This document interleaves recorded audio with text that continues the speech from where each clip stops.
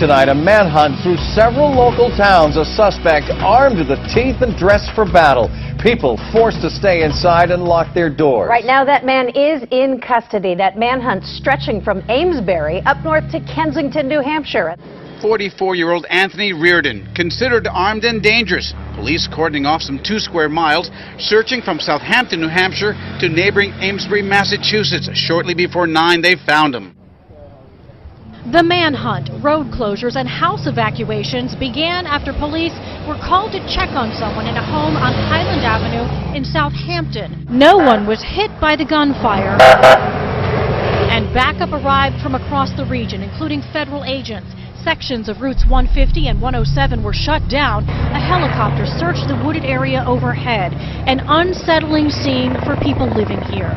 It's scary because you don't know what's going to happen. You don't know who the person is. Residents not evacuated were asked to shelter in place. Mike Guin couldn't get home. His wife was at home with the doors locked. She's up there and she's very scared. She keeps calling me and they won't let me up there. Peter Pollock couldn't get home either. News breaking right now, an active shooter situation, a community on lockdown. A heavily armed man on the loose after killing 3 police officers. A killer on the loose. Can there be a more terrifying reality? Moncton is in the grips of an unrelenting nightmare. People here transfixed by every move of a massive manhunt. Officers of the Royal Canadian Mounted Police have been brought in from across the region to assist in the search. Moncton, in the eastern province of New Brunswick, is a city of around 70,000 people. With the gunman still on the loose, the city has all but shut down, closing public offices, schools, and public transportation, with officials telling residents, stay home, stay safe. Now, the city of Moncton did not have a single homicide all last year and none this year until this horrible rampage. It's been named the most polite city in Canada. Needless to say, a morning like no other for those frightened folks still holed up in their homes as this manhunt continues. One Navy service member is in the hospital and another in custody after a stabbing took place outside a naval base in Virginia Friday. Petty Officer 3rd Class Wilbur Harwell is accused of stabbing Petty Officer 2nd Class Justin Powell multiple times following an argument at 8:30 a.m. near the Naval Medical Center, Portsmouth. Powell is currently hospitalized and in critical condition. Authorities locked down the Naval Center and the surrounding area to search for Harwell. Investigators eventually located Harwell at Virginia Beach, where he was arrested without incident. Quick action apparently kept an attack in Seattle from becoming much worse. Yesterday, a gunman killed 1 person at Seattle Pacific University. Tonight, 2 other victims are still in the hospital, 1 in intensive care. Police say Thursday afternoon, a lone gunman entered a hall on the campus of Seattle Pacific University and started shooting. A young male was armed with a shotgun. SWAT team members and emergency responders quickly arrived, whisking away the wounded. Some students fled, others hunkered down. We turned off the lights, we locked the door, and we closed the blinds. And I was kind of scared for like a minute, but after that passed, I was like, okay, just got to remain calm. Now to Georgia, where the streets outside a county courthouse were quiet again after a bloody shootout on its steps. Tonight, we're learning more about the gunman and his arsenal of weapons. The hail of gunfire began ringing out just before 10 a.m., sending passerby fleeing and leaving much of the Atlanta suburb of Cumming under lockdown. Began firing and detonated smoke bombs. 1 deputy was shot during the battle. The suspect, identified as Dennis Marks, was killed. Sheriff Dwayne Piper says it took 8 officers to bring him down. He had body armor on. He was throwing tear gas grenades. He was throwing smoke grenades and pepper spray grenades. He also had a gas mask on. He came prepared to do this. And he may have been prepared to take hostages. Police say Dennis Marks was supposed to be in court today to face drug and weapons charges. Police described Marks as a member of the Sovereign Citizens Movement, an anti-government group that the FBI considers a top domestic terrorist threat. Deadly rampage in Las Vegas. We're learning more this morning about the killers. The couple reportedly had extremist anti-government views and they were out to kill cops. We begin with that breaking news. 2 police officers shot in a Las Vegas restaurant. Authorities say it's believed they were targeted by 2 shooters, a man and a woman. That restaurant was in a crowded Walmart shopping plaza. Authorities putting up the police tape late today after those gunmen then entered the Walmart itself, reportedly killing someone in the store. During it all, witnesses say they were shouting, "This is a revolution," later turning their guns on themselves. ABC's Bazi Kanani leading us off. Dozens of police officers surrounding a Vegas Walmart after 2 gunmen terrorized customers at a local shopping center. Investigators say the shooters walked into a CiCi's Pizza restaurant where our local affiliate KNTV is reporting they shot 2 police officers. And I saw their gun in their hand, and he just told me to tell the cops that it was a revolution. The gunman then crossed the street and entered a Walmart where more gunfire erupted, killing 1. Police say the 2 shooters went to the back of the store and carried out a suicide pact. Both gunmen are dead. Police are still investigating tonight. The motive for the shootings is still unclear. We're now learning more about who they were and the possible warning signs that this was no ordinary husband and wife. Tonight, those faces of hate. Cop killers Jared and Amanda Miller. He was 31, she just 22. Their spree would leave 3 innocent people dead, a community stunned, and that question, why? We believe that they equate government and law enforcement, fascism, and those who support it with Nazis. The couple's postings on social media are filled with Second Amendment patriot rants against what they call a fascist government. The Patriot movement has grown absolutely explosively in the 4 or 5 years since Barack Obama came on the political scene in this country. In the days before the rampage, Miller posted a series of comments on his Facebook page, indicating that in order to restore freedom to the United States, the best men would strike for a free and just world with our blood, sweat, and tears as payment. He also said, "There is no greater cause to die for than liberty.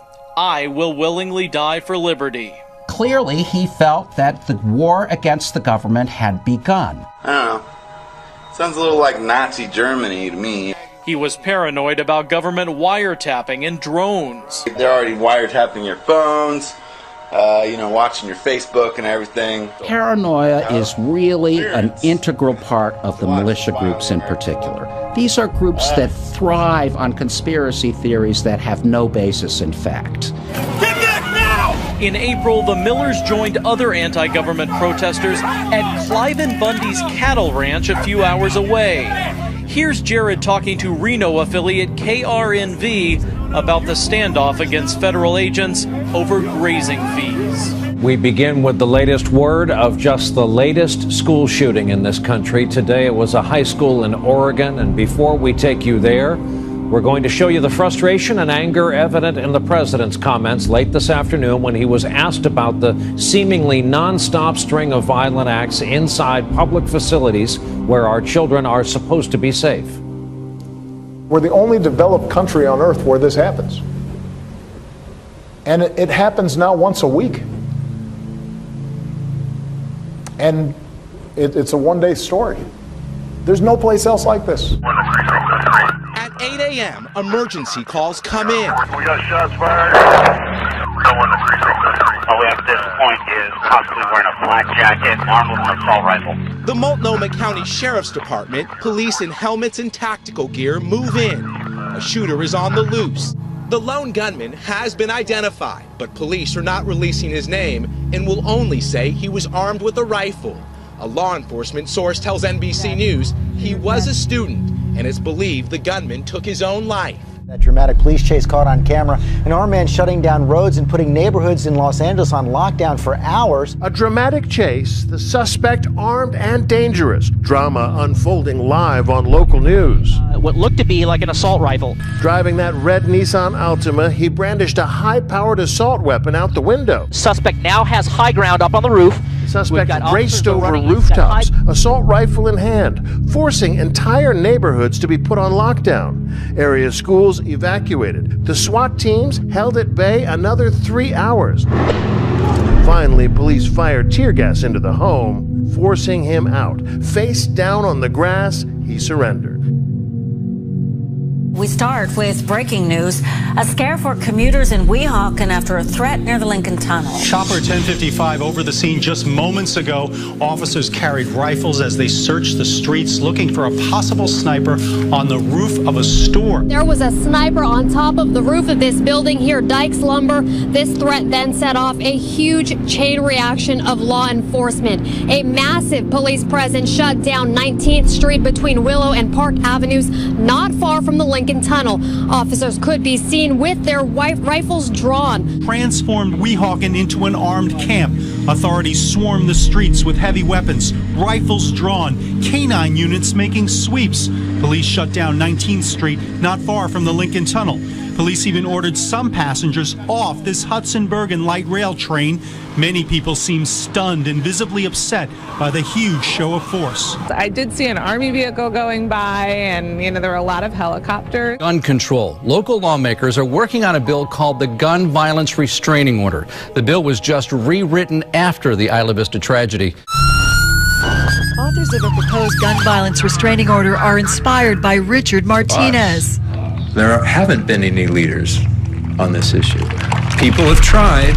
Martinez's only child was one of 6 UCSB students murdered in Isla Vista last month. Ready to move the ball forward here in California and have legislation that can prevent people who are mentally unstable from purchasing firearms if a court deems that they are a danger to themselves or others. To have a hearing where the person in question who is being said of is mentally unstable and should not possess weapons, that individual could come before the court and profess that they are in good state of mind. In this respect, they take your gun away, or they take your right to own a gun away until you go to the judicial authority and prove your case. Weapons, uniforms, trucks, even mine-resistant vehicles used in Iraq and Afghanistan are seeing a second life in U.S. police departments.